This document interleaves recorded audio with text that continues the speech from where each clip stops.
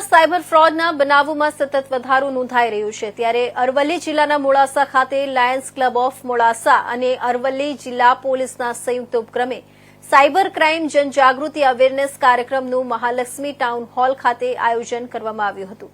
જેમાં કાર્યક્રમના અધ્યક્ષ તરીકે નાયબ પોલીસ અધિક્ષક સંજય કુમાર કેશવાલા, મુખ્ય મહેમાન તરીકે નગરપાલિકાના પ્રમુખ નીરજ શેઠ, કાર્યક્રમના ઉદ્ઘાટક તરીકે લાયન્સ ક્લબ મોડાસાના પ્રમુખ પ્રવીણ ચૌહાણ સહિતના મહેમાનો વિશેષ ઉપસ્થિત રહ્યા હતા। હાલમાં ડિજિટલ માધ્યમો થતા સાયબર ફ્રોડથી કઈ રીતે બચી શકાય અને જો સાયબર ફ્રોડનો ભોગ બનો તો કઈ રીતે તેમાંથી બહાર નીકળી શકાય તે માટે સાયબર ક્રાઇમના પોલીસ ઇન્સ્પેક્ટર એઆઈ ચાવડા દ્વારા માહિતી આપવામાં આવી હતી। સાયબર ફ્રોડના કિસ્સામાં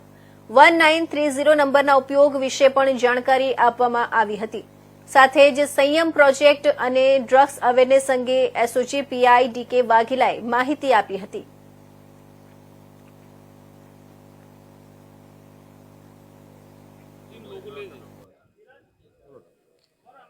માનનીય ડીઆઈજી સાહેબ અને માનનીય એસપી સાહેબના માર્ગદર્શન હેઠળ અરવલ્લી જિલ્લા પોલીસ દ્વારા અને લાયન્સ ક્લબ મોડાસા દ્વારા સંયુક્ત ઉપક્રમે એક અવેરનેસ પ્રોગ્રામનું આયોજન કરવામાં આવ્યું હતું આજે મોડાસા ટાઉન હોલ ખાતે, જેમાં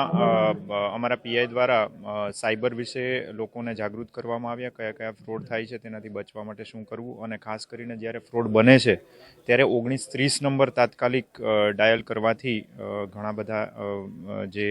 આપણી રોકડ આપણી રકમ ગઈ હોય છે એ પણ પરત આવવાના ચાન્સીસ વધી જાય છે, એનાથી પણ લોકોને અવગત કર્યા। ડ્રગ્સનું જે દૂષણ છે એના વિશે પણ અમારા પીઆઈશ્રીએ લોકોને જાગૃત કર્યા છે, અને ખાસ એસપી સાહેબનું જે એક ખાસ પ્રોગ્રામ છે સંયમ, એ અવેરનેસ પ્રોગ્રામ દ્વારા પણ બાળકોને પોક્સો અને તેની જે કાયદાકીય જે જોગવાઈઓ છે ને એનાથી બચવા માટે પણ શું કરવું એના વિશે લોકોને જાગૃત કરવામાં આવ્યા છે। ઘણી મોટી સંખ્યામાં લોકો હાજર હતા અને બધાએ એનો